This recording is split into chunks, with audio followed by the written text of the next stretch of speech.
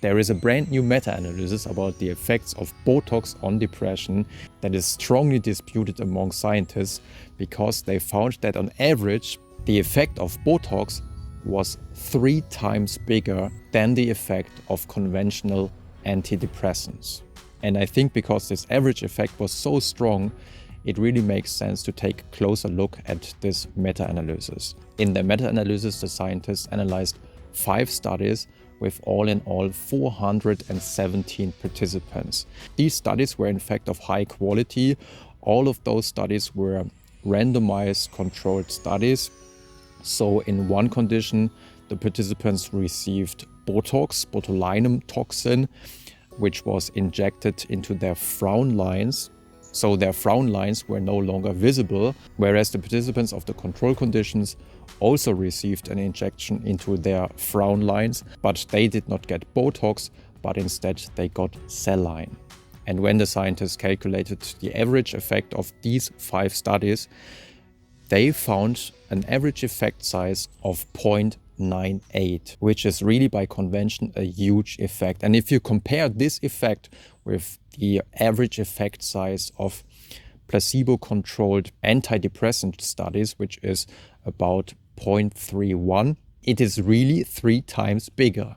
So what the hell is going on? First of all, you have to know that the average effect size of antidepressants really isn't that big. The biggest effect in antidepressants usually is the placebo effect. And the actual drug effect is probably only about 1/3. And some scientists say it's probably even smaller. So placebo effects are a very strong factor in depression studies. And chances are that when it comes to Botox, placebo effects could be even stronger because first of all, it is very difficult to blind participants. Even if the participants in the control condition also receive an injection into their frown lines, they still, if they, for example, only got saline, they probably realize after a while that their frown lines actually did not go away. And if you realize that you are in the control condition and you did not get any medication, the placebo effect, of course, is much smaller. And this is actually a pattern that could be observed, especially in the early Botox studies with very huge effect sizes. In those studies, the placebo effect in the control conditions were surprisingly weak. Whereas in a newer study, and probably at this point in time, the best study from a methodological perspective, the best study with 255 participants. In this study, they observed also in the control condition a quite strong placebo effect. And all of a sudden, the overall effect in comparison to this control condition of the Botox group was already much smaller and about in the range of normal antidepressants. Another reason to expect very strong placebo effects when it comes to treating depression with Botox is the fact that you get an injection. And we know from placebo research that injections actually usually evoke stronger placebo effects than, for example, just taking a pill. Because we think, wow, an injection, this really has to be a very strong medication. And last but not least, we also have to keep in mind that when it comes to depression, placebo effects can be very strong because in depression we have this state of hopelessness, and everything that gives you a lot of hope can really have a strong placebo effect. So keeping all that in mind, I don't want to say that Botox doesn't work at all. In fact, there is a quite nice potential working mechanism, which is about embodied cognition.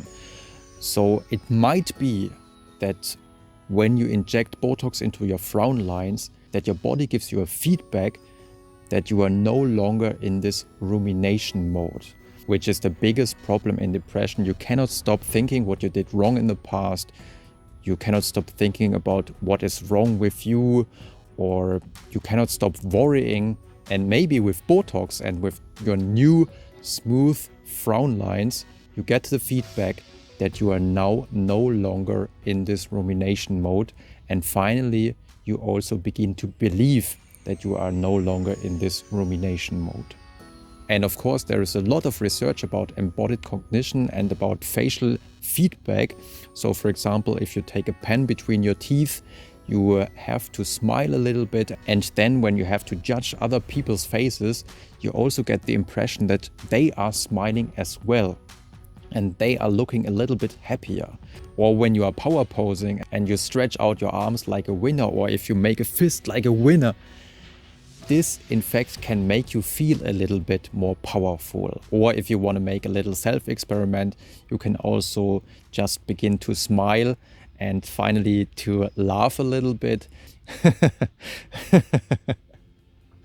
Or you can also, and you will realize that this will also make you feel a little bit more happy and a little bit more funny.